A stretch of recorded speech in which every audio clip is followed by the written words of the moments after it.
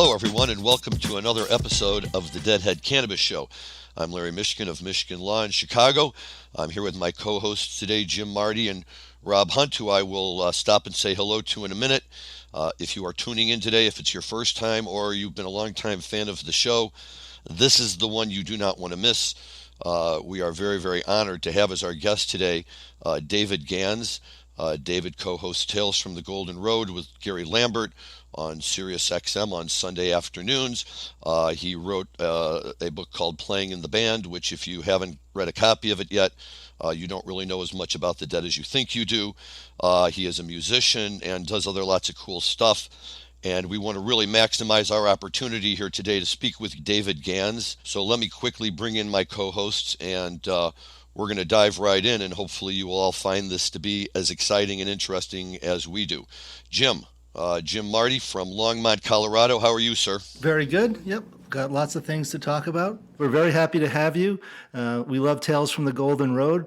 Listened to it for many years. We got lots of great questions, and we want to give you a chance to expand. We also have with us Rob Hunt out in, I believe he's on the East Coast at this point in time. Rob, how you doing? I'm great. I am on the East Coast. I've been fishing for the last 5 days. It's been some of the best striper fishing I've had in years. This morning was epic. Yesterday morning was epic. So no complaints, and happy to be hanging out here, catching fish, and getting a chance to speak to David Gans. So this is lovely. Can't wait to do it. Wonderful.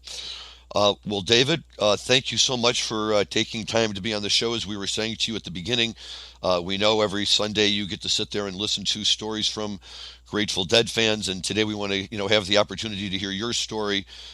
We all love your show. We love what you and Gary bring to the table, and giving the opportunity for all the Deadheads from all over to come in and tell their stories. I think that it's fair to say that, whether I've ever met any of them or not, whether I was present anywhere close to any of the stories they tell, they all seem familiar, and you all feel like you could have been present at any of them at any time. And I just like that. If I can't be at a show, at least I can listen to you guys and the Deadheads. So welcome. Thank you. It's nice to be here. I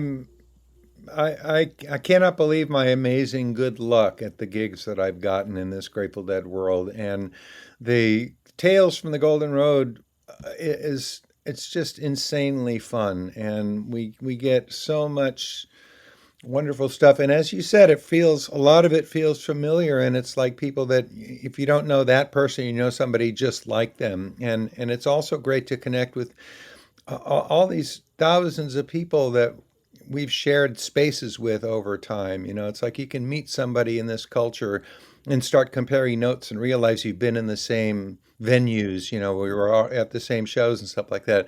So it's really kind of like a family picnic every Sunday afternoon where you just have random people to schmooze with, How did this show come about? How did, you and Gary pull this together? What was the genesis behind it? And in 2007, when Grateful Dead Productions made their deal with Sirius Satellite Radio, they recommended that Sirius hire me to consult on the creation of the channel.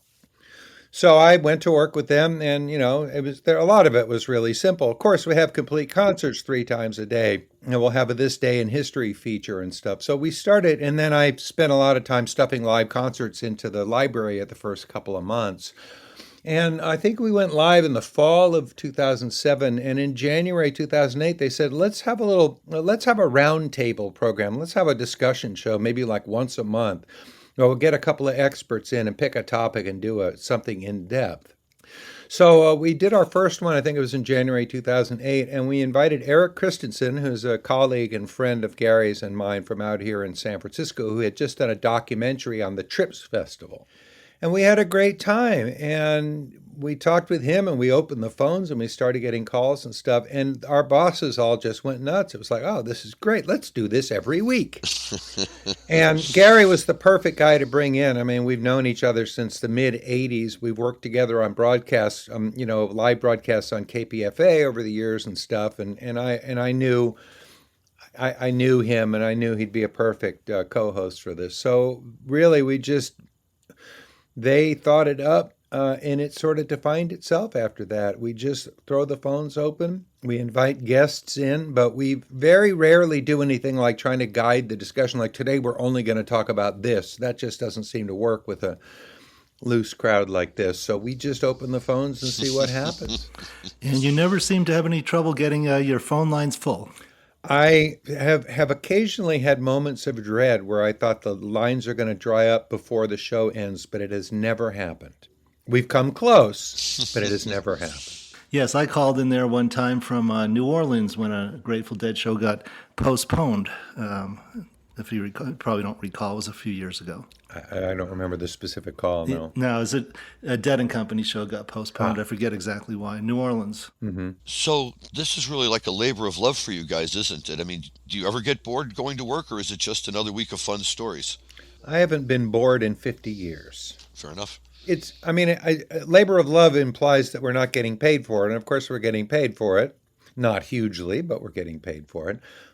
Everything that I've done in my adult life has been music-related pursuits. And aside from moments of underemployment at various times, I've always had meaningful and music-related ways to make a living. And falling in with the Grateful Dead turned out to be a really amazing thing. I mean, I was a Deadhead when I started doing music journalism, and I spent 10 years as a mainstream music journalist, doing stories on Fleetwood Mac and Rod Stewart and all that kind of stuff, but basically from 76 to 86. But I always had my favorite subject, the Grateful Dead. So I've always managed to make a living doing writing, photography, and music making. And the Grateful Dead thing turned out to be particularly welcoming to me, I guess, because I being a musician, I came to them as a journalist who I think had a better or a slightly different angle on the questions. And the musicians recognized that I was asking them musical questions. And so they were more responsive and welcoming to me, and I basically formed friendships with Phil Lesh and Bob Weir, who helped me and supported me and advanced me and urged me to develop. The Grateful Dead Hour was an accident too. I was a journalist. I met Peter Simon. He invited me to do the text for his photo book of the Grateful Dead, Playing in the Band, which came out in 1985. I went to a local radio station, KFOG, to promote the book, wound up producing a little documentary feature about the song Greatest Story Ever Told, and joined a small group of people that were contributing material to the KFOG Deadhead Hour. And then the management of the station realized that here I was, a bona fide expert on the subject with a book in print and stuff. So they asked me to take responsibility for the show because the guy that had been doing it was incredibly overworked. He was the morning drive DJ and he had his own Sunday night specialty show as well. So I happily took it over, and then radio stations started calling and asking if they could have the show too. So without ever making any plan whatsoever, I didn't start the show. I didn't scheme to take over the show. I was invited to take over the show. And then the rest of the country started asking if they could carry the show. So I just literally just followed my nose into a career as a syndicated radio host. And all the rest of it, other books, I was invited to publish a book of my interviews in 1991 called Conversations-with-the-Dead. And it's just been like that ever since. I've managed to do Dead-related stuff and my own music for a living for the last 50 years. It's been a wonderful life. So, David, that's a great segue for me to ask. When did you first start listening to the Dead? Who turned you on, and what was your first show? My first show was March 5th, 1972. I was living in San Jose, California, and I was living in an apartment and writing songs with a high school classmate, a gentleman named Stephen Donnelly. And he started touting the Grateful Dead to me, and I didn't think I was going to like the Grateful Dead because I looked at their records and they had a song called Ripple, and I thought, oh, a song about cheap wine, that's no fun.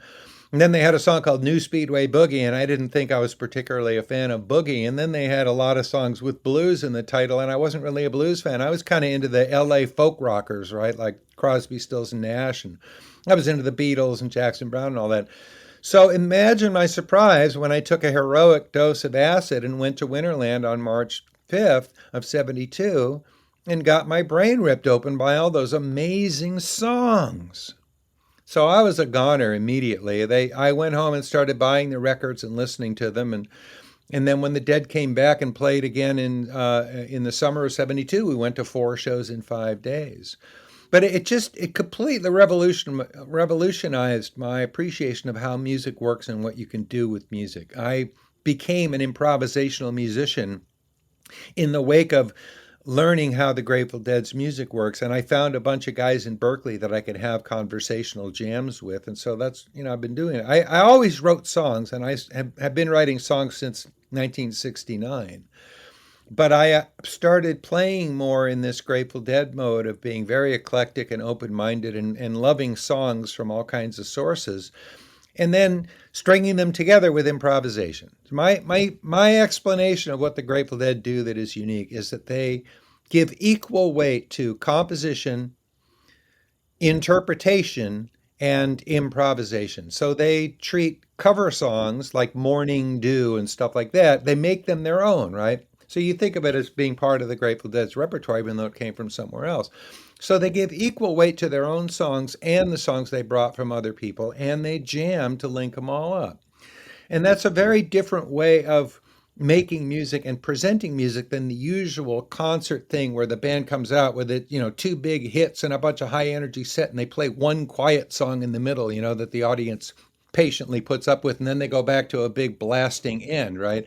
That's the sort of textbook contour of a Western rock concert in our era.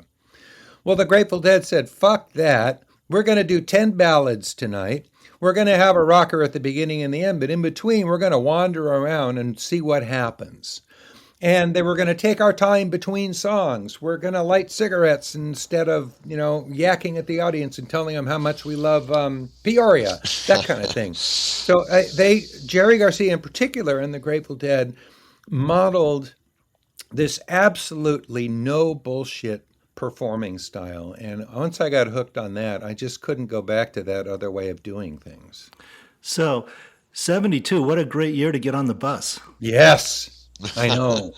Was Bear still the sound man at that point, or he had started serving a sentence?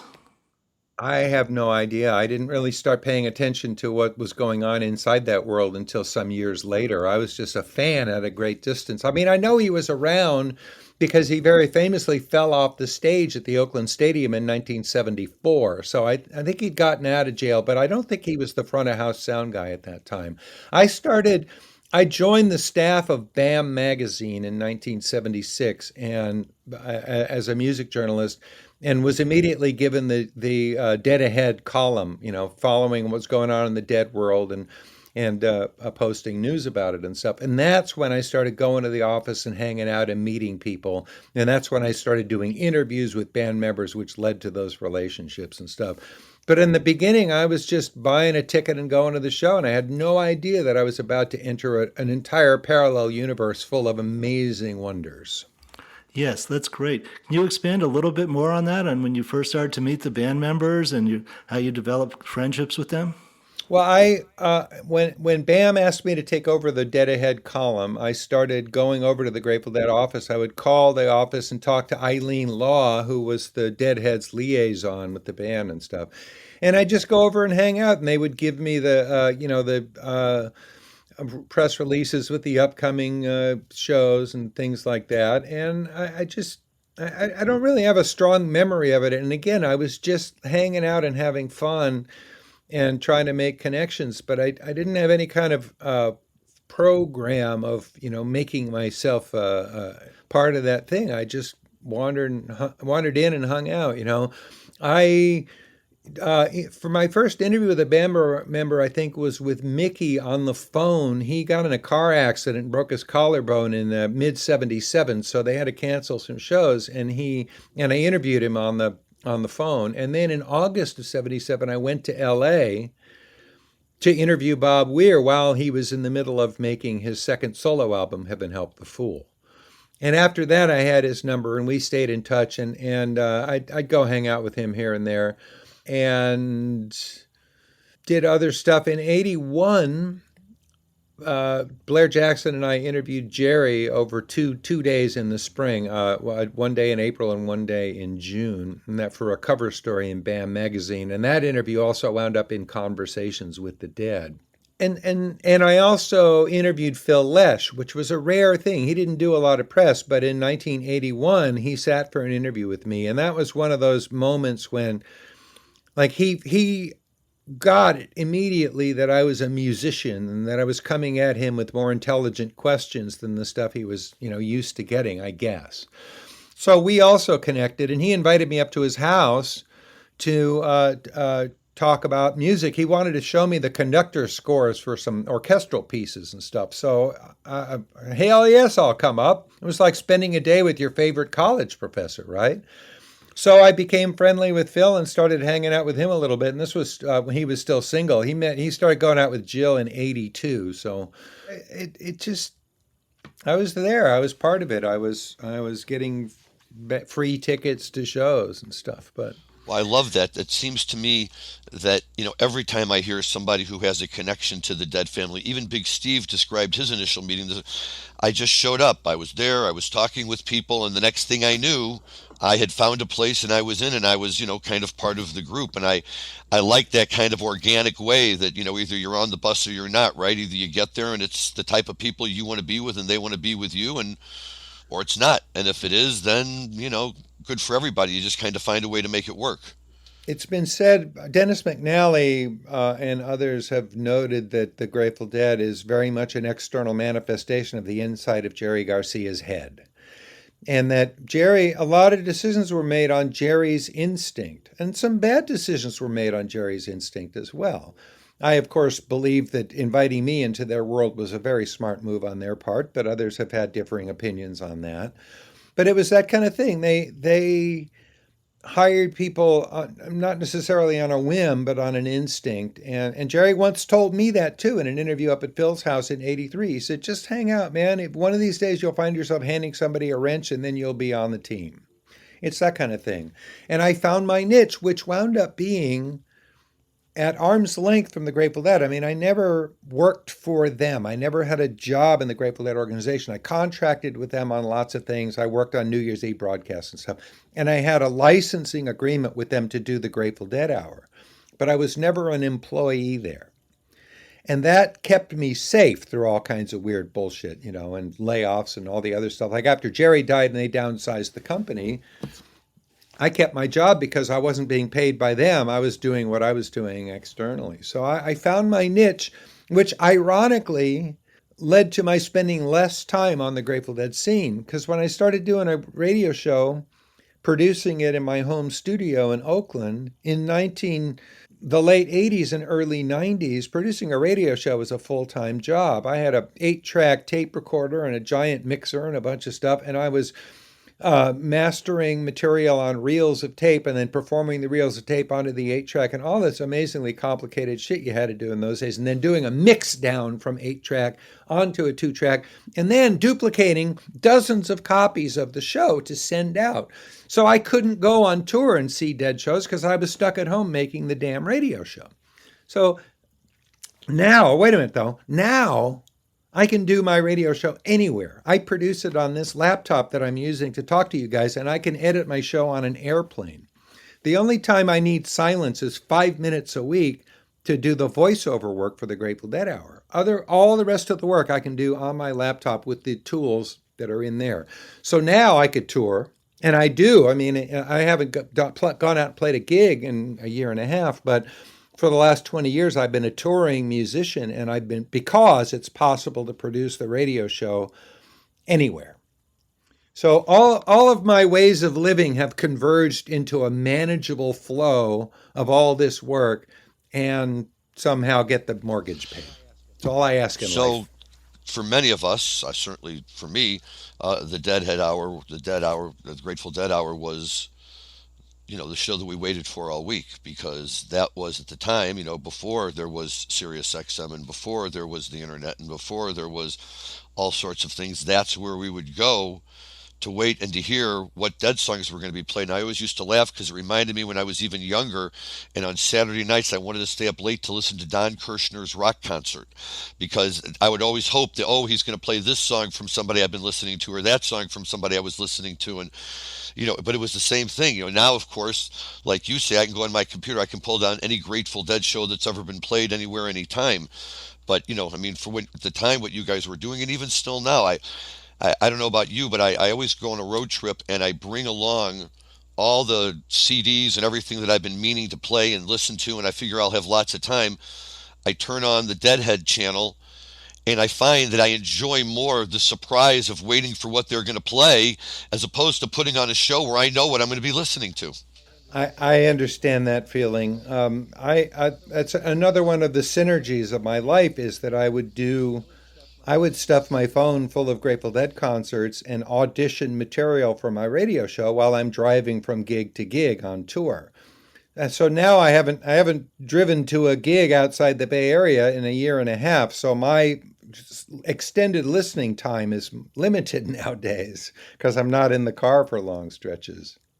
But I'm still doing that. I'm still curating this music and still trying to turn people onto it. I realize, in a way, kind of the availability of everything on the internet kind of frees me up, so in a way, because nobody's demanding something from me that they can't hear somewhere else. I am able to bring things up and unearth new treasures and bring them to people.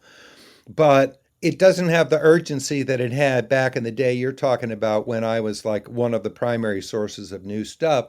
So now what I do is, like, for example, I'm listening, because I'm working for Nugsnet on the Dead and Company tour. I'm listening to every show really carefully live and making notes and pulling out favorite moments from all the Dead and Company shows. And now I've got, like, I don't know, 7-8 hours of highlights of Dead and Company shows that I'm going to put on the air on the Grateful Dead Hour over the next few months. That kind of thing. So I'm pulling out favorite old shows from the Grateful Dead archive, and also pulling up new stuff, like Michaela Davis interpreting Birdsong on the harp and stuff like that. I mean, the Grateful Dead world is more full of amazing stuff today than it was 25 years ago. Yes, we're looking forward to our 4 Dead and Company shows here in Colorado next month. We're going to get 2 at Red Rocks and 2 at Fiddler's Green. So we're looking forward to that return. And I did see Bob Weir up there with the Wolf Brothers earlier in the summer. And boy, was that a great show. People were saying that was the best Bob Weir show they'd ever seen, and I'd had to agree with that. But I have a question for you that I get as probably one of the older people at Phish concerts. I go with my sons, who are 23 and 33, big Phish fans. And their whole group of friends says to me, Jim, how does Phish compare to the Grateful Dead? I mean, were the Grateful Dead as good as Phish? And my answer, and I look forward to your answer, David, is, it was a different time and a different place, but, Phish has blazing jams and sets, but their lyrics are not up to speed with Ripple or, Box of Rain. Ain't no time to hate, Your interpretation.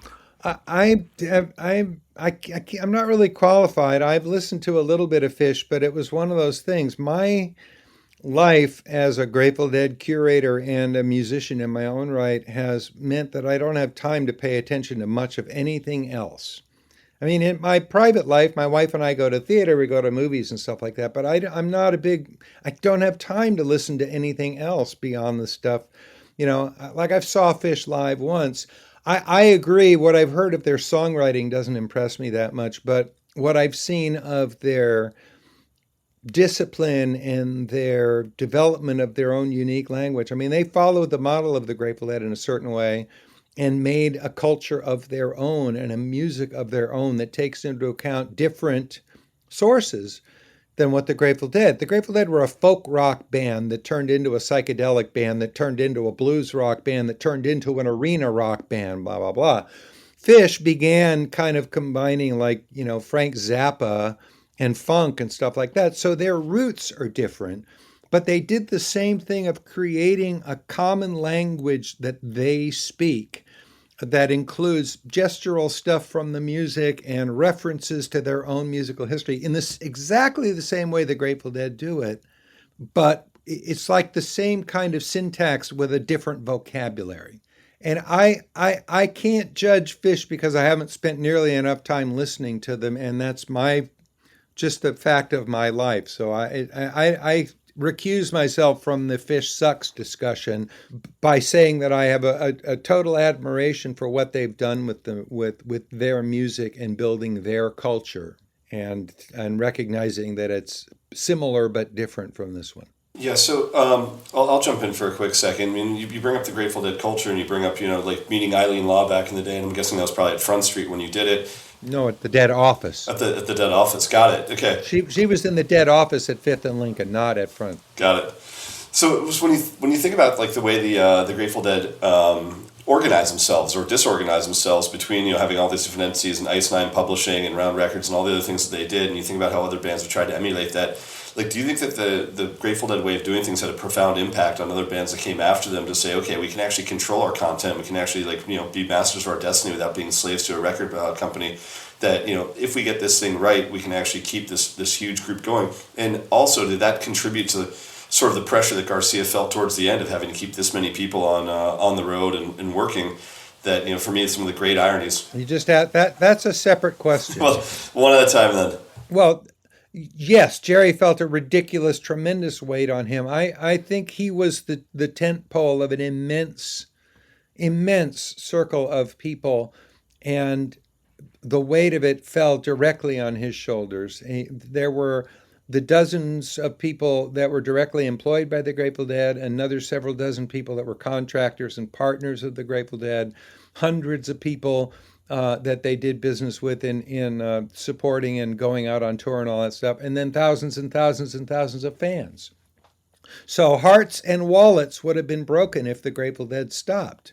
And it was all on Jerry. And they were saying to him, "You're killing yourself." At the same time, I mean, I wasn't privy to all that, and we've read books about it. But I was around for some of the time when Jerry was starting to get really fucked up, and people didn't know what to do about it.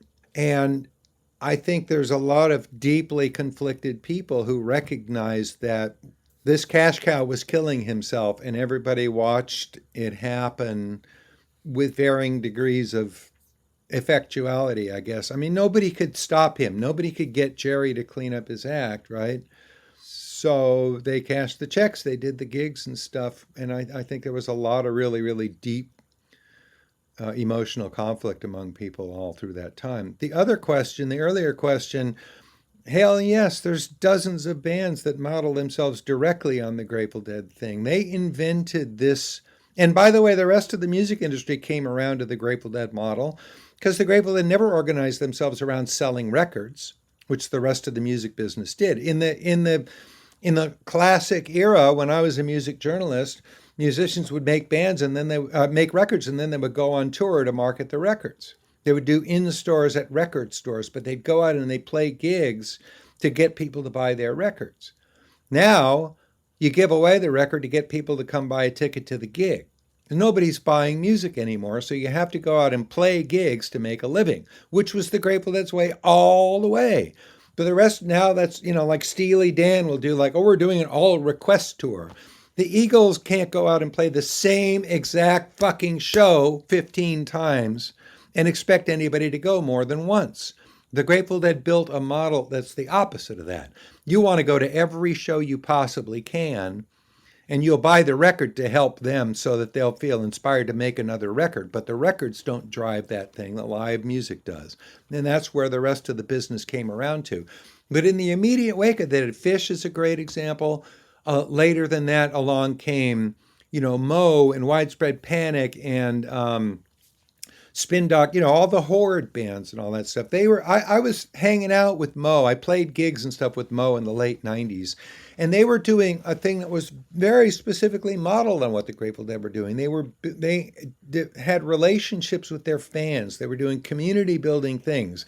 They collected names and addresses, and they serviced their audience with mailing lists. They promoted tape trading and all that kind of stuff. So they borrowed everything that the Grateful Dead kind of did instinctually and did it by design and built their careers on it. successfully. Yeah, I think Chuck and Al and Rob did a really nice job in that regard. I think those guys, like, if you look at how loyal the following is every year when they play in Turin, New York for Motown, it's amazing. 'Cause it's such a fun, intimate gathering of just like hardcore fans that have been following Mo for years and years. And for all the people that don't, spend time with that band, they are so much fun, and then they've got such a great camaraderie with their fan base. I agree. It's been a long time since I spent much time with them, but I remember doing gigs with them, and we did this thing called the Merry Danksters with Chuck and Al and Vinny and a few other ringers. That was just huge fun. But what you're talking about, yeah, there was a real esprit among those people, and they were a team and a family, and they demonstrated that style of loving your audience and enlisting them and using what became known as viral marketing. David, let me ask you this. You were talking a few minutes ago about, the new generation almost of fans that are coming along. And, that's the thing that really impresses me about this. When I was at Wrigley Field this past weekend, just based on my own very loose observations, I would have to guess that at least half the people in attendance were under the age of 30. And that was impressive enough.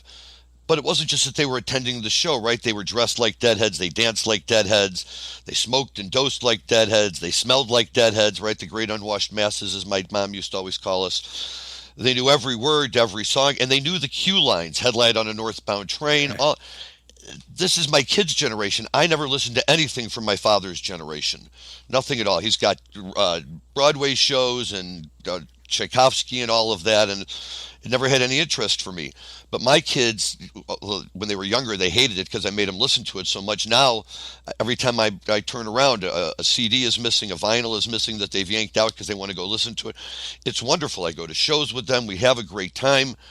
This generation is as much into it as we were. I mean, it's as if they're still going to the shows, and they are. It's just not quite the same. But even without Jerry, the love for this, 40,000 people just don't show up in Wrigley Field on a night with huge rain unless, there's really something you want to connect with. I know we talked a little bit before about maybe how that happens, but is this something that kind of like the Beatles music just becomes eternal? Third, fourth, fifth generations when the core four are gone, when, now John Mayer and Jeff Clemente are the living connections, and can this continue? Does it really speak to that side of people? To me, that's what makes being a Deadhead so unique, because it's not just the music. There's a lifestyle. There's all of it that just comes together when you follow the Grateful Dead. We know now, fourth generation Deadheads. How cool is that? It's like any other hobby or subculture in this world. It's interesting enough to attract a particular kind of person and be left alone by the rest of the world. Jerry famously said it's like licorice. If you really like licorice, you really like licorice. And if you don't, you don't.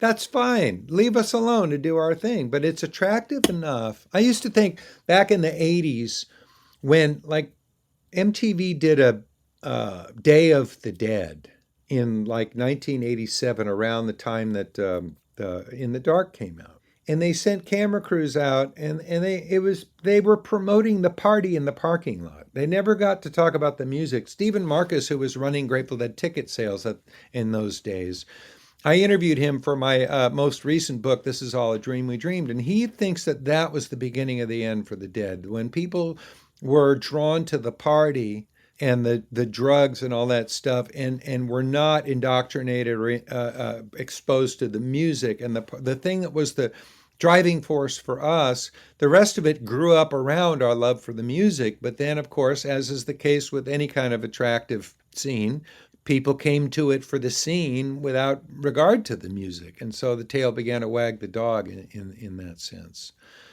But it's compelling enough, and we who love it try to turn our friends onto it. One of my favorite things in my life as a traveling musician is to meet people, which I do on every tour, who will walk up to me and say, I'm a Deadhead because of your radio show. And my standard answer is, I hope your parents have forgiven me. And then I just pat myself on the back for having recruited another, family member. Because the radio show put the music. I wasn't advertising tie-dyes and drug use and dancing in the halls. I was playing the music on the radio. I was trying to draw people in with the music. So when people say they got into the Dead because of the radio show, that means to me that they got in because of the music, and that makes me proud. So it's interesting you say that because, I'm a little bit younger than all of you guys. And so for me, I was kind of like the 2.0 or 3.0 version where I got to see, Garcia play almost 150 times with the Grateful Dead and another, 50 with Garcia Band. But I didn't start seeing shows until 88. So like when I came to the scene was after like sort of the touch heads came out and already had kind of destroyed the scene. And I remember like Dennis McNally and Steve Marcus sitting at the table and like checking for counterfeit tickets. And I remember those guys kind of like being like mentors to me as far as educating about, what your behavior should be like in the lot and how you should act and, what you shouldn't do. Those years when you and I were sort of going back and forth via email, I didn't get to see the sort of the either Primal Dead years or kind of the heyday of like the Americana years.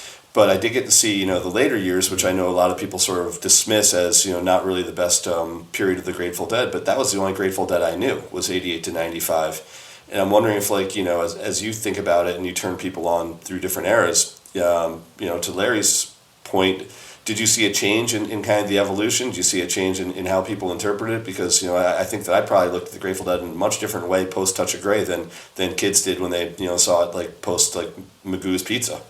Our theory, the scholars agree, I think, that everybody's favorite Grateful Dead is the first one they heard. And when I started feeling sad about the things that were missing in the Brent era, I had to remind myself that probably more than half of the people at the show with me never heard the Grateful Dead before the Brent era, et cetera, et cetera. So the nice thing about this music is you get on board here and you still have a chance to go back and catch up on all the years that you missed. But everybody's favorite is the one that hooked them. And whatever my beef is with the Brent era, Bobby dropped a bunch of his tunes in the Brent era and replaced them with utterly useless covers of blues tunes. Like, who the fuck needed to hear the Grateful Dead do C.C. Rider when he could have been playing Black-Throated Wind? Thank you. Right? It's a waste of our time. I'm sorry, Bobby, I love you, but Walkin' Blues, so many better songs you could have been playing in that spot, Blues Boy. But if that's what people got on board with, and that's what they, and that also, the taping thing, there were more tapes in circulation from later years and all. So I just think there are so many different Grateful Deads that we can't really judge people whose favorite one is, a few degrees off from our favorite one. There's like 360 degrees of Grateful Deaddom, and I got on over here, and if you got on over here, you're relating to a different band in a lot of ways. I mean, I know people that just could never make room in their hearts for Vince Welnick, and it made me so sad, This is a sound that cannabis companies hear when they try to place an ad on Facebook, Twitter, or Google. The tech overlords' arbitrary discrimination against our industry is unfair, but until they change their restraint of trade policies, we need an alternative way to share our message with our customers. Cannabis podcasts are one of the last advertising platforms not controlled by the tech monopolies. And for as low as $9.99 a week, cannabis companies have the freedom to play their uncensored commercials to customers around the world. Don't let the tech bosses dictate how you run your business. Go to PodCONX.com, that's PodCONX.com, and for just $9.99 per week, you can go from this to this.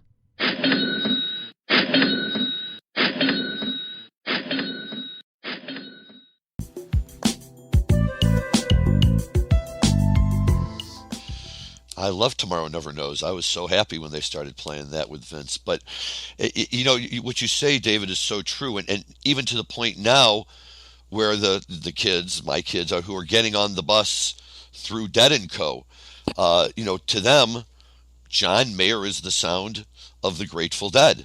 And what's fascinating is a couple of years ago, I was at Folsom Field in Boulder to see a couple of shows, and there was a whole group of us hanging out, and there were some kids literally on the bench behind us who maybe were just freshmen in college or something, but very young and just kind of finding their way into the Dead, but they knew all the tunes, and they jumped into Althea. Oh, they said Althea. Well, let me tell you, listen to John. This is his favorite Dead song. He kills this tune. He plays it so great. I love listening. The jams are so good. And finally, after a pause, he said, I think he plays it better than Jerry. And far be it from me to question anybody else's opinions, but I just kind of stopped and I turned and I said, look, everybody has their opinion. You're entitled to it. I heard Garcia play that tune live more times than I could count. On his worst night, I'd rather hear Garcia play that tune than John Mayer. I know it's your time, my time. Go home and listen to a Dick's Picks. Find it, listen to it a few times, and you can still hear it. You don't have to trust me. You can go hear it. But later, when I thought about it, what you say is true. This to them is what it's all about. And it's perfectly valid music. That's the other thing. We don't get to privilege our version over their version. And one of the prevalence or the broad distribution of Grateful Dead tribute bands around the country is an amazing testament to the power of the music. And I know a lot of people are getting on board from seeing a local band play this music. And then you go back to the source of it, and then you hear how it's done by the real pros, et cetera, and work your way into it. There are so many different ways to appreciate the music that you can't really privilege one over the other. And I think right now, the Mayer Chimenti bromance is the most coolest damn thing that's happening on that stage right now. And I almost have a feeling that Bobby is stepping back a little bit to let them do that. I'm watching him. He had a rough night, one of the last nights in Chicago. I'm not sure why, but I don't feel like he's failing it. He looks healthy as hell. The guy's totally fucking buff, but he's got the capris to prove it. That's right, showing them legs. But I really feel like he's encouraging those guys to step up and shine, and they're shining. And that right there, it doesn't matter who's playing it. The music is happening, and that's right there. The instrumental conversation between those two guys over that groove is, like, where else would you want to be on the planet than right there at that moment? And that's exactly how we felt watching Jerry 40 years ago. So we can't privilege our version of it over their version of it because they're getting it right now. Well, it was interesting because I will admit that sometimes, to get up and go to Dead & Co., I'll think, it's Dead & Co., it's not Jerry. But I went both nights, had a great time both nights. But the second night I was talking to some buddies on the phone, and they're like, yeah, just blow out of there at set break, we'll meet you. And I said, let me see what's going on. And at set break, I stood up and I thought, I'll just see what they opened with the second set. They opened, okay, let's see if they play such and such, trying to see if I could remember what they might play. Are you talking about Saturday? Okay. Yes. Then, let's wait and see what they come out of space with. And I knew, Days Between, which is a tune that for me was always a complicated one because it was just really starting to come online at the end. And a bunch of Jerry's new tunes were just starting to come online. And, I never really got a chance to develop a full appreciation for it with Jerry. And it just kind of fell into this new tunes bin in the back of my brain. And when Dead & Co. and I started first playing it again, it just kind of felt like, why are you playing that, man? There's all these other great tunes to play. But I love that song, and now that I've heard it enough times, so I said, fine, And before I knew it, it was the second encore, and I hadn't left. And I just thought, it doesn't matter. When you're there, you're there. Where else would I rather be right now? Hanging out with my buddies or listening to these guys? And I have to put in a good word for Days Between, man. I always loved that song from the first moment I heard it.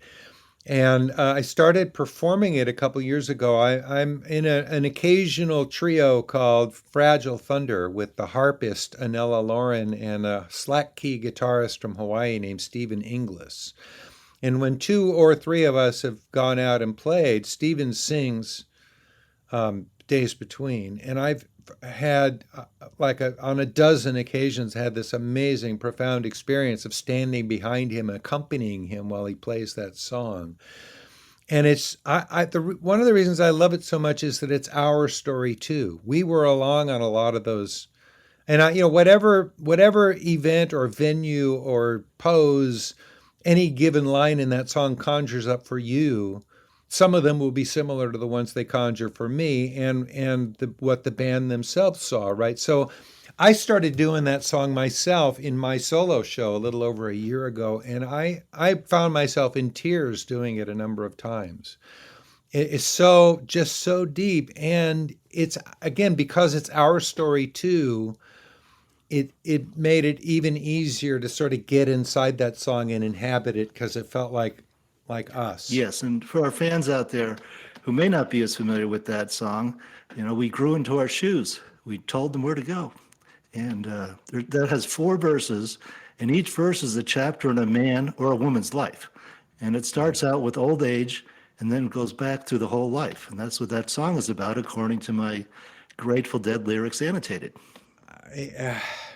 I see specific pictures when I sing certain lines, and it also, just think about the tone of that. It's a valedictory on those guys. And Hunter, everybody was watching Jerry die for several years, and he was writing songs with this guy, and whatever else was going on, their songwriting never wavered. There's a few clinkers here and there, but yeah, I even love Keep Your Day Job. But the last couple songs they wrote together were as good as anything anybody ever wrote.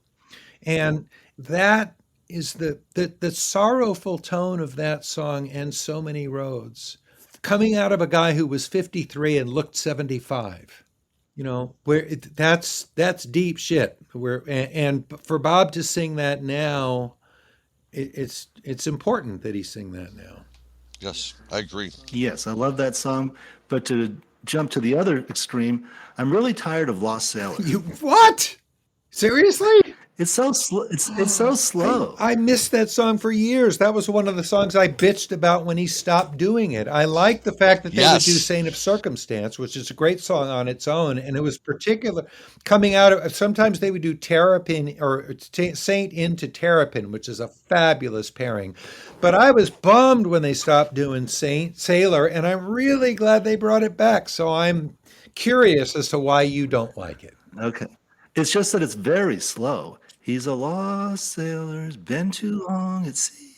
So anyway, I'll give it another listen. This Dead and Company show coming up. I'm sure we'll get it at least once. Listen to what John is doing on it. He's taken some of the compositional stuff that Jerry orchestrated in the song, but he's also got whole areas where he's making his own textures in it, and it's really great. I feel like this tour, Mayer has been more confident in his own voice and bringing his own thing into it to a greater degree. And I think that he was being very careful for the first few years, and now I think he's being encouraged and rewarded with stepping up and making it more his own sound.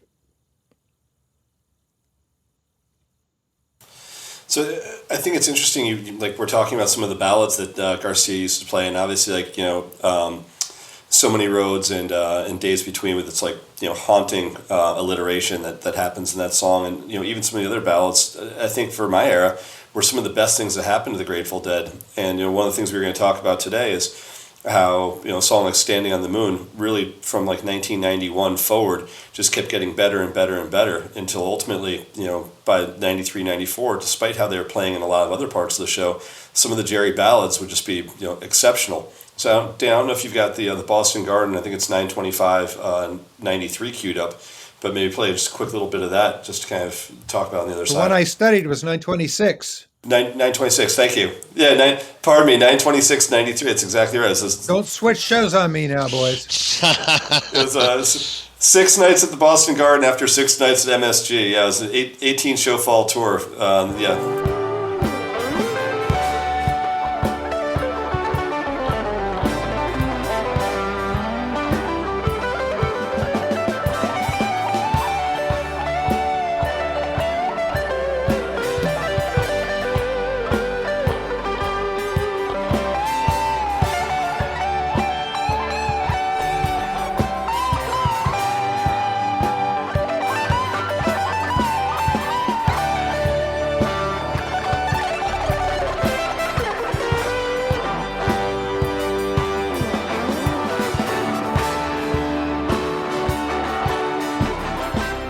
was amazing. Speaks for itself. And they ended the set after that song. And if you look at the set list, there must have been another song in, the ordinary thing would have been to go into Sugar Magnolia or Good Lovin' or something coming out of that, but they ended the show on it.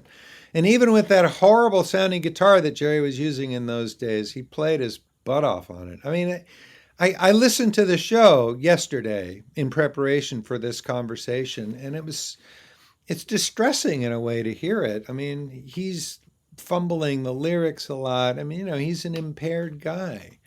And for some reason, he was using this guitar that had some kind of direct lightning bolt. I don't care what it was called. It sounded horrible. You could hear the clank of the strings against the frets.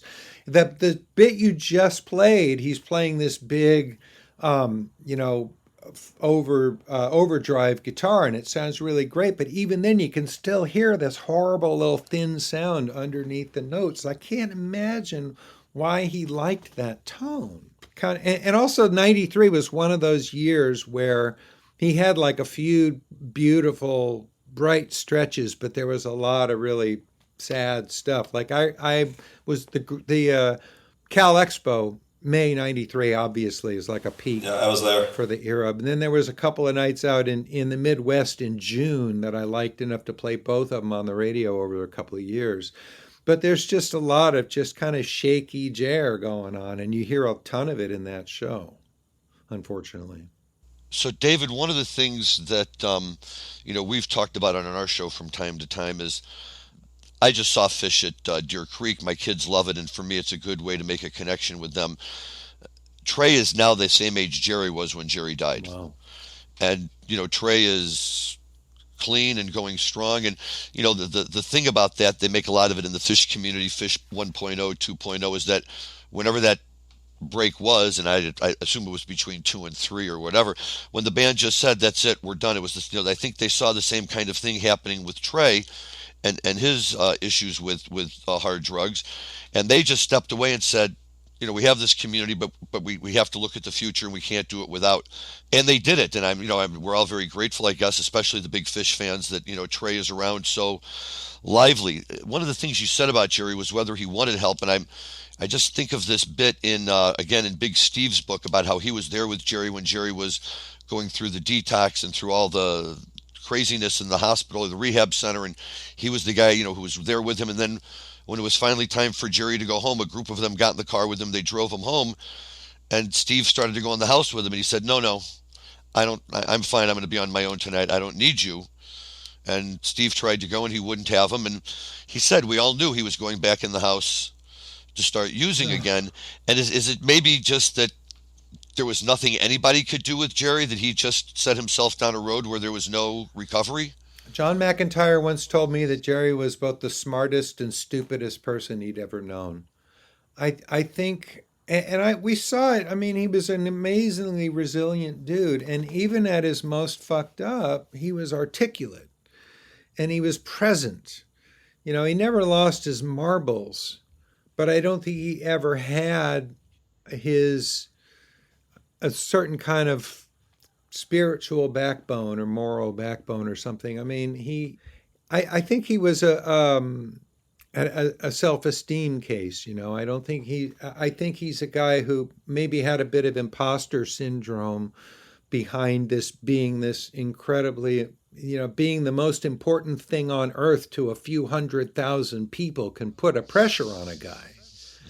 And I think that he probably felt unworthy of that in certain ways. And he also took great advantage of the unlimited power that it visited upon him. He had the economic power. I'm not privy to what went on among the band members, although I was around at various times, like in the early 80s when his health started to get kind of shaky, But they couldn't get him to take care of himself. And ultimately, as we all know, it's exactly the same as with suicides.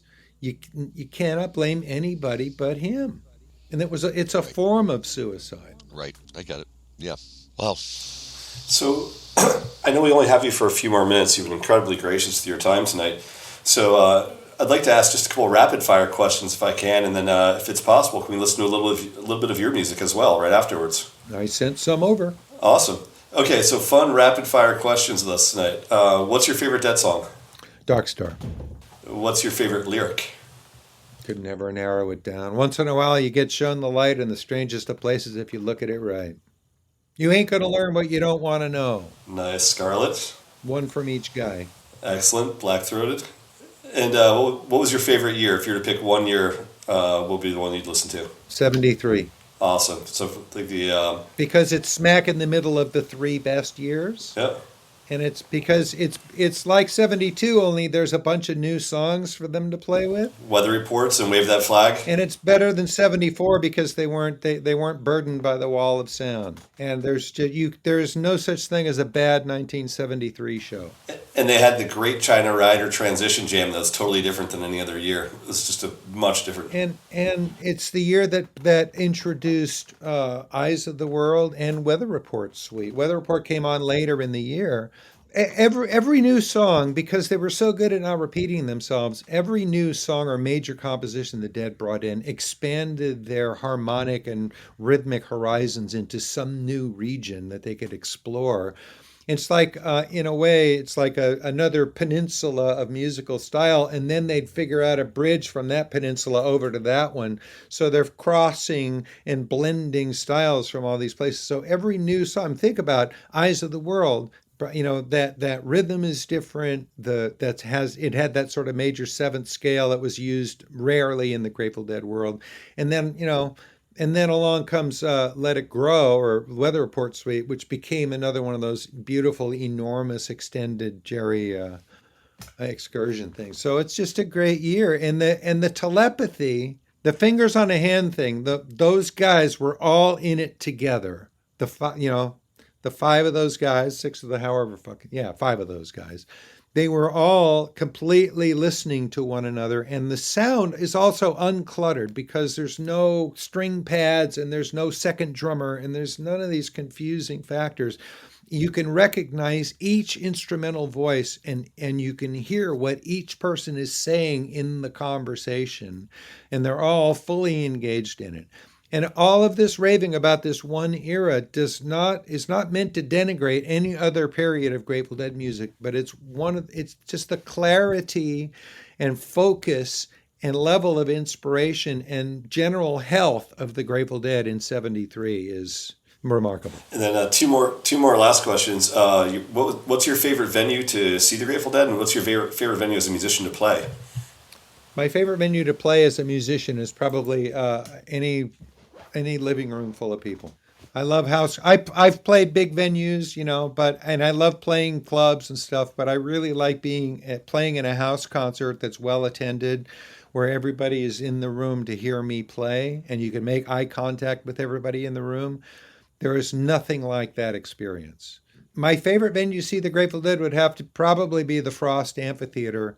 But the Greek is right behind it, and I would not say no to another chance to go to Winterland. But acoustically and from the standpoint of having an amazing day, seeing the Grateful Dead at the Frost and the Greek was always awesome. All Bay Area, Stanford, Berkeley, and SF, huh? I haven't been to a lot of other venues. I never saw the Dead at Deer Creek. I've never been to. I saw them at the High Life Fronton in Miami in 1978. I saw them at the Garden once or twice in the 90s. But, I didn't tour, so I didn't see them in I didn't see them in Telluride. My data set is mostly Bay Area venues. Final question, then I'll be done, is if you to take one of the released discs, either like a Dick's Picks or a Dave's Picks, which one would you take if it was a Desert Island pick for you and that's all you had? You mean the Dave's Picks series or the Dick's Picks series? Like anything that Grateful Dead released as an album or a live album, if you were to say, hey, there's one recording that's out there that people can purchase, which one would it be? Oh, God. The Pacific Northwest boxed set. Yes. I love that one. It doesn't get nearly enough credit. Larry and I must be like the same age and the same astrological sign or something, because he's like completely ratifying everything I say over here. Oh my God, it's so lovely to hear all of this. I love that. My wife likes it because it's such pretty artwork. You know, I had a harder time with the Europe 72 box set. It looks like it's just a big suitcase. She's like, put it with all the other suitcases. But the Pacific, I love the artwork on that one. It's beautiful. And it spans that era, 70, 72, 73, 70. The St. Louis one that's coming up is another like vertical tasting, right? 70, 71, 72, 73. That's like, I'm from St. Louis. I was born and raised in St. Louis, but when they were playing those shows, I was 10 and 11 years old. So that was before my time. I started seeing them in the summer of '82 in California. They played St. Louis that summer at the Kiel Opera House, but then they didn't come back again until 94, 95. I had tickets to see them at the Fox Theater in '86. They were going to play 2 shows there again, but then Jerry went into his coma, and they had to cancel those shows. So I kept the tickets, but they didn't do me any good. I never got to see him there. I understand. So are we going to talk about cannabis or what? Sure, let's talk about it. We can always talk about cannabis. Oh, that's right. We're going to talk about my music. Well, I have a few minutes. Well, I consider cannabis a performance-enhancing drug, and I use it primarily for creative occasions. Like right now, I'm an hour and a half into the cookie that I eat every day for my live show, and I'm going to have a pipe load of some, as it happens, Garcia hand-picked indica before I start playing. Nice. You know, we can talk a little bit about cannabis for a minute or two. Did you ever think you'd see this day where you can walk down the street and buy legal cannabis? I think it's wonderful. Functionally, though, for me, pot has always been legal in my lifetime. I mean, I was arrested as a 15-year-old for being in a car where pot was spotted by a policeman. But it's the only time I've ever had any risk of any. I mean, to be a hippie kid in California is to not worry about whether pot is legal or not.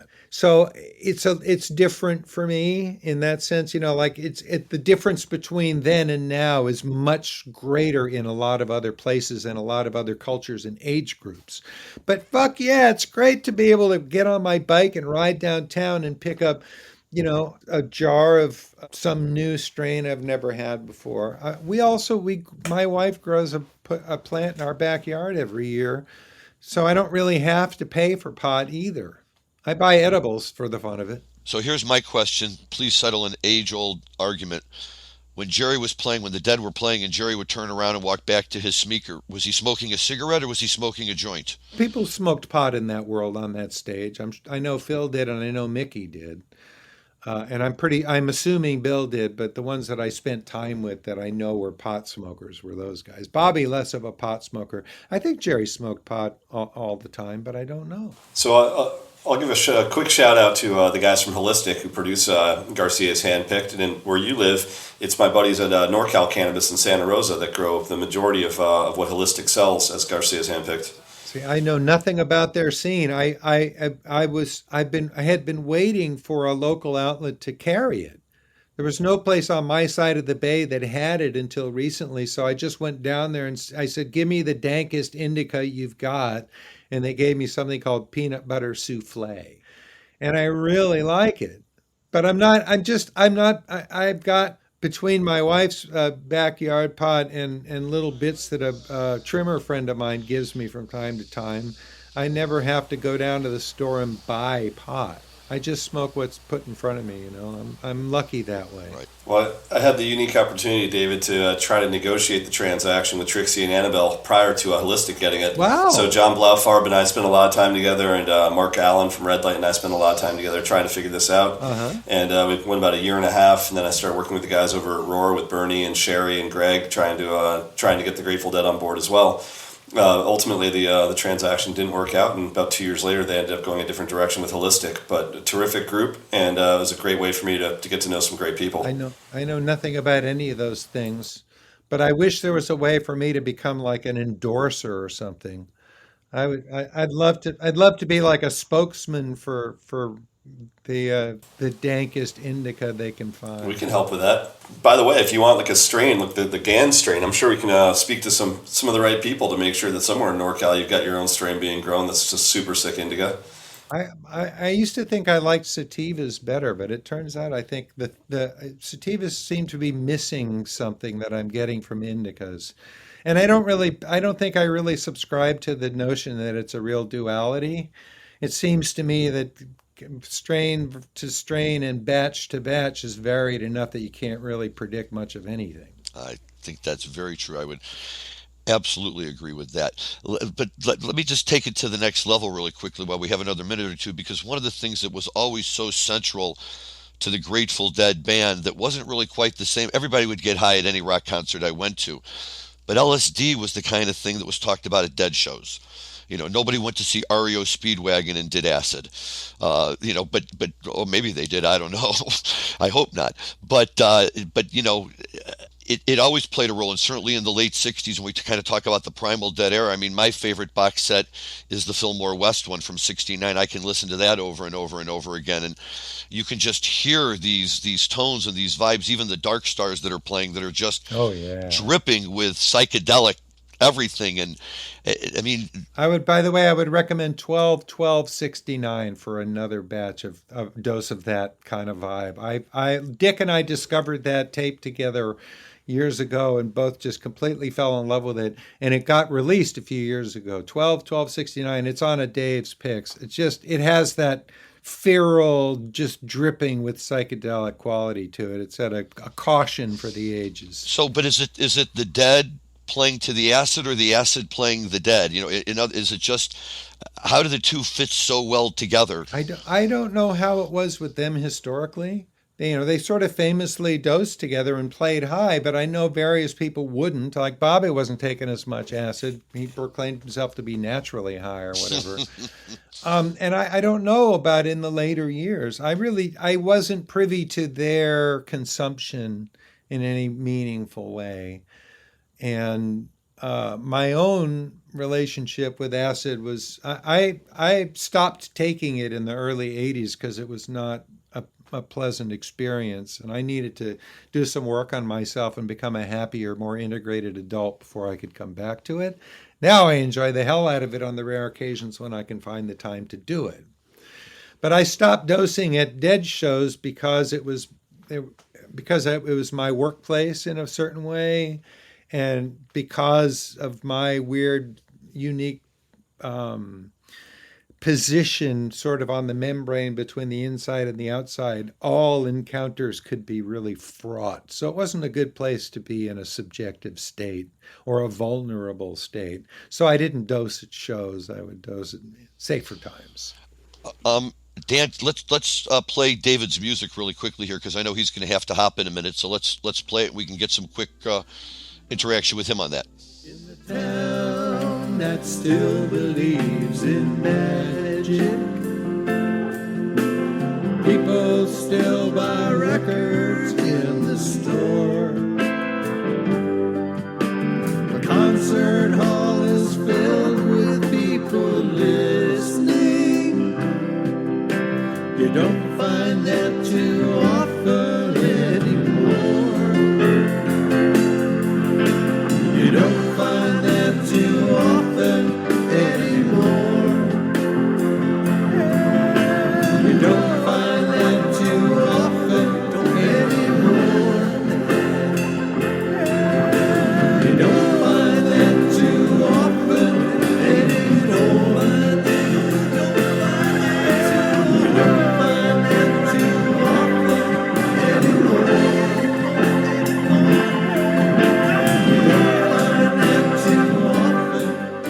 So Scott Guberman and I wrote that song together about 2.5 years ago, and recorded it with the amazing Robin Sylvester on bass and Greg Anton on drums. Well, it's wonderful, and when I hear that line about the town where they listen to music, they don't do that anymore, and that is just. I'm just old enough that is a gripe for me when I'm sitting there, and we stop at Wrigley Field, and if you stop, you can almost stop listening to the music and hear the buzz of the conversation. I'm like, you've paid all this money to see these guys. Shut up and listen. Now, Robert Hunter and I wrote a song together called Shut Up and Listen. Okay. That's on my album, You Are Here. I've written 2 songs with Hunter. The first one was called Like a Dog, and that's on an album called The Ones That Look the Weirdest Taste the Best. The funny thing is about that song, though, the first two verses are sweet, and they're kind of about hippies, the hippie paradise that might be Fairfax, California. And when we wrote the song in an afternoon over there at Scott's house in Fairfax, and at the end, we just thought it would be fun to put a completely self-serving special pleading at the end of the song. But what's weird is, I mean, complaining about audiences and people not buying records and stuff is pretty self-serving shit. But it reads as funny, I hope. But it became extra ironic because the concert halls haven't been filled with people listening for quite some time now. So it gave a different meaning to that line that's been a little intense. I really do kind of have to go, you guys. I'm playing a live set in 15 minutes. David, thank you so much. We just really cannot thank you enough for being on our show. I'm happy to rave about this stuff anytime. So, if we haven't had a chance to say it, David, we all love your music. So big fans of your music as well as your writing, as well as everything else you've done for the community. So from all of us, thank you for the years and years you've put into to make our lives more enjoyable. So we greatly appreciate it. It's been a pleasure and a privilege. Thank you. Your listeners should look at perfectible.net, where I have books and music for sale.